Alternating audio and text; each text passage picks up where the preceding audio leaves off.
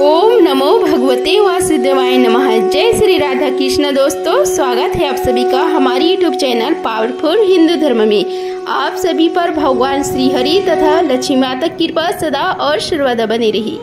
आज हम आप सभी को वैशाख मास में कथा अध्याय 5 का आप सभी को श्रवण कराएंगे।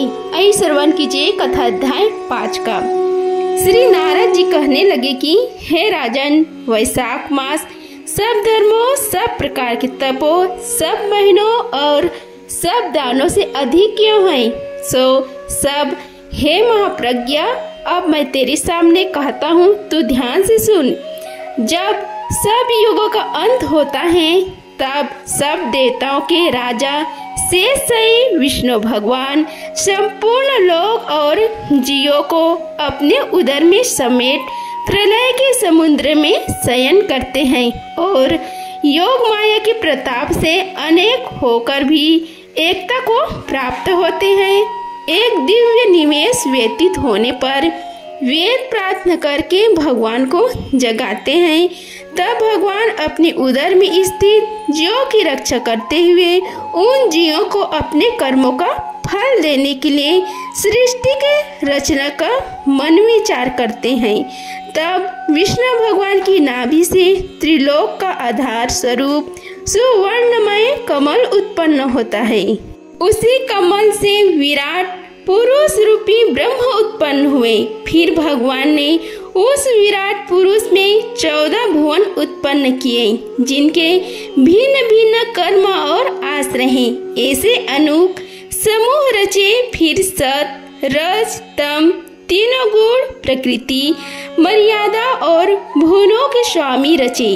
तत्पश्चात वर्ण आश्रम की विभाग कर धर्म की पालन करते हुए चारों वेद, तंत्र, स्मृति, पुराण तथा इतिहास रचकर धर्म की रक्षा के निमित्त इनके प्रवर्तक ऋषि प्रकट किए। इन ऋषियों ने अलग अलग वर्णों के अलग अलग धर्म प्रवृत्त किए, जिन पर सब प्रजा श्रद्धा करने लगी। प्रजा अपने अपने आश्रमोचित धर्मों में लगी हुई है या नहीं, यह देख के लिए साक्षात अविनाशी सर्वात्मय भगवान चिंतन करने लगे। यह वर्षा काल मैंने निर्माण किया।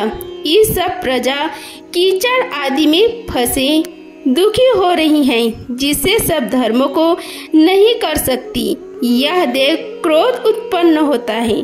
मन प्रसन्न नहीं है। मेरे देखते ही कोई दुख नहीं पाए, अतएव उन्हें देखूं। शरद काल में सब खेती में लगे रहे हैं। इससे पूर्ण रीति से धर्म नहीं कर सकते। कोई पके फल की अपेक्षा कर रहे हैं, कोई वर्षा से पीड़ित है, कोई शीत से दुखी, अतएव धर्म नहीं करते। इन्हें देख मुझे शेष उत्पन्न होता है। इनकी उल्टी गति देखकर मुझे संतोष नहीं।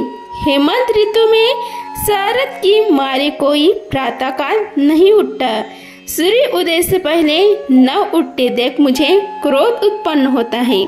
शिशिर ऋतु में भी प्रातः काल के समय शीत से पीड़ित रहते हैं तथा फसल पक जाने की प्रतीक्षा करते हैं। फिर जो मनुष्य जाड़े के मारे प्रातः काल स्नान करने के लिए केवल सोचा ही करता है, उनका शुभ कर्म लुप्त हो जाता है, जो कभी पूरा नहीं होता।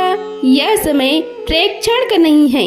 ऐसे विचार कर भगवान ने वसंत ऋतु को संपूर्ण पातकों को निवारण करने वाला माना है। यह ऋतु स्नान, दान, यज्ञ, क्रिया, भोग और सब प्रकार के धर्मों का साधन करने के लिए बड़ी अनुकूल है। इस ऋतु में धनवान सब वस्तु बिना प्रयास ही प्राप्त करते हैं। जैसे लोगों को धन से सुख मिलती है, वैसे ही जो विष्णु भगवान के आधारभूत प्राणी हैं, उनके धर्म का साधन ही द्रव्य है। बसंत ऋतु में संपूर्ण द्रव्य प्राणियों को सुखदायक होते हैं। दान योग्य, धर्म योग्य और सब कुछ भोगने योग्य, निर्धन, लूले, लंगड़े, व्याकुल और महात्माओं को संपूर्ण द्रव्य और जल आदि सुलभ है। इसमें संशय नहीं है। मेरे प्रियजन, इन से अपनी आत्मा का हित साधन करते हैं। पत्र, पुष्प, फल, शाक आदि, प्रिय वचन, माला, तांबूल, चंदन, पग धोना तथा नम्रता पूर्वक साधन करती हैं। मैं उनको वर देता हूँ। ऐसा कहते हुए श्री हरि विष्णु भगवान लक्ष्मी सहित चारों ओर वनों को देखते चले, जिनमें अनेक प्रकार के फूल खिल रहे हैं, जिनमें हष्ट पुष्ट प्राणी रहते हैं और मतवाले, भ्रमर और पक्षी विचर रहे हैं। ग्राम वासियों के बहुमूल्य आश्रयों के आंगन, उद्यान, स्थल लक्ष्मी को देखने लगे। उनके देवता, मुनीश्वर, सिद्ध, चरण, गंधर्व, किन्नर, नाग, राक्षस सब स्तुति करते हैं। वर्ण आश्रम वासियों के घरों में जाकर मीन की संक्रांति तक लक्ष्मी और देवताओं और मूर्ति सहित भगवान रह करके लोगों के कर्मों का निरीक्षण करते हैं। धर्म आचरण करने वाले पुरुष की मनोकामना पूरी कर देते हैं और मदोमत लोगों की आयु और धन आदि को हरते हैं। जो वैशाख में भगवान की पूजा करते हैं तथा उनके जन्म मूर्ति रूप साधु महात्माओं की सेवा करते हैं तथा अन्य महीनों में नहीं करते, उनके अपराध को भगवान क्षमा कर देते हैं।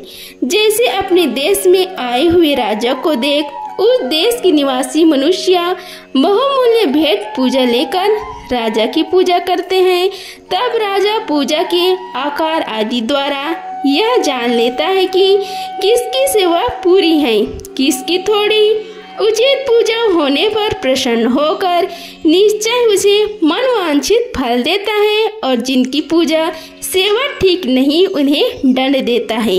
ऐसे विष्णु भगवान वैशाख मास में जो अच्छी रीति से पूजा करते हैं उन्हें मनवांछित फल देते हैं और जो नहीं करते उनके धन आदि को हर लेते हैं।